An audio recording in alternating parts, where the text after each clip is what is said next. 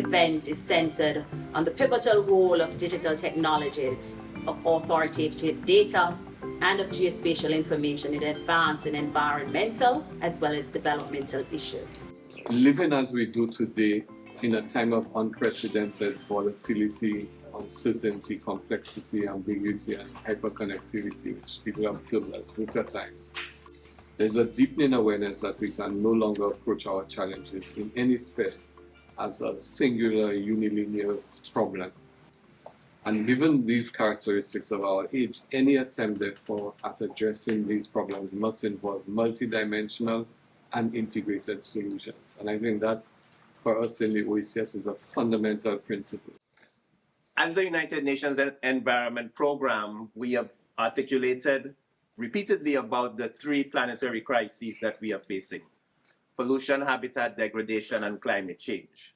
How are we going to assess whether or not we are coping with these crises if we don't have the data and information on the impacts of those crises on us as small and developing states, and also on the measures that we take to respond to them? We developed the REMDAP, the Regional Environmental Monitoring Data Portal, which now is at the center, the hub of this ecosystem, and connects to national and regional and other existing sources of data. Our vision is clear, and that is to leverage these advanced tools to foster sustainable development, environmental stewardship, and economic growth across our region.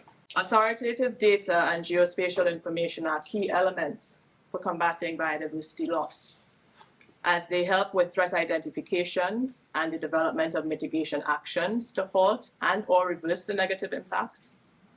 They can help us measure contributions towards achieving the conservation targets that we are all now signatories to and continue to evolve as we try to battle the threats.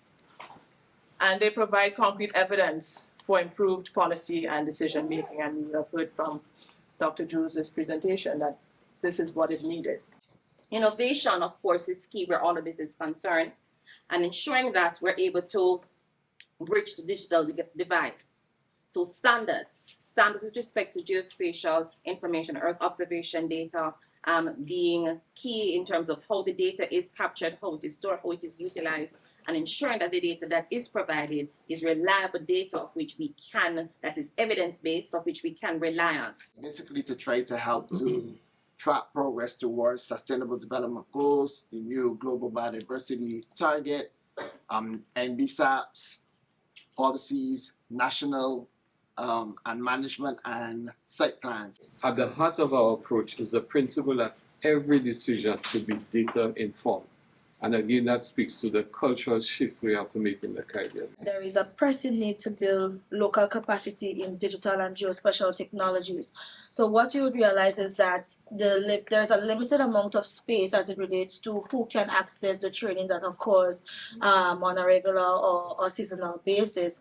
And so when this one person comes back and they realize that there's a lot of work that needs to be put into it. For example, in St. Lucia, we did our State of Environment report in 2015. There is need to look at that again. We have a National Environment Information System, an NEIS. We have an MRV portal that we developed through our BOR initiative. We now need to monitor what's happening with the SDGs. With the Plastics Treaty, we need to monitor what is happening with our plastics, what's happening with our NAPs, what's happening with our NDCs, our SDGs, what's happening as the OECS, as well as a region. I say all this to bring in the issue of capacity building. And it's not just a capacity building at the regional level, but at the national level, as what was said. The landscape is now changing, where we used to be able to have support that was longer term. What we are trying to do in solution, using those multilateral environmental agreements, is to ensure that our duty bearers, which are the state parties who sign onto those agreements, ensure that they provide the enabling environment for the proper implementation of the provisions of these various agreements. And to do so, you require data. As an environmental agency that is working specifically on environmental data, perhaps one of the challenges that we now have is how do we bring the different types of data together? And again, Dr. Jules highlighted the importance of integration, the multidisciplinary approach, the social scientists, the economic data, and making it then relevant to how the environmental data now fits into that, so we have more balanced decision making. Community engagement at all stages and phases of this process of modernizing and using geospatial data and the technologies that comes with it is crucial to ensure that the local community is there. I just wanted to highlight two of our more pertinent tools. One is our data and mapping tool, which is a geospatial content management system. It allows for the elucidation of data.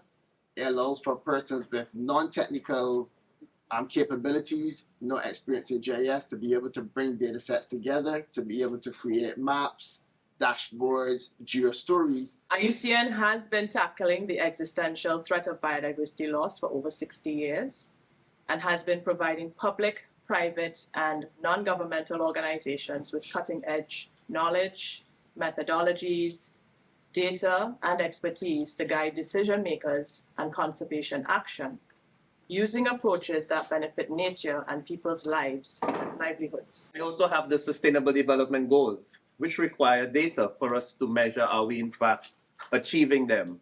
It is so very, very important for us to use data as a tool to strengthen the compliance under our various entities. We have embarked on a digital and geospatial technologies to enhance our environmental management and sustainable development efforts. Some of the key successes that we have been able to identify and achieved is our enhanced data collection and analysis, and we've heard some of the programs that we participated in or had the privilege of gaining much more knowledge and insight into. So we have improved our data collection capabilities, enabling more precise environmental monitoring and informed decision making. So, for example, the enhanced coastal master plan and marine spatial plan has provided a comprehensive framework for managing coastal and marine resources. So from policy formulation to project implementation, we are seeking to ground our strategies in comprehensive data analysis to ensure precision and effectiveness.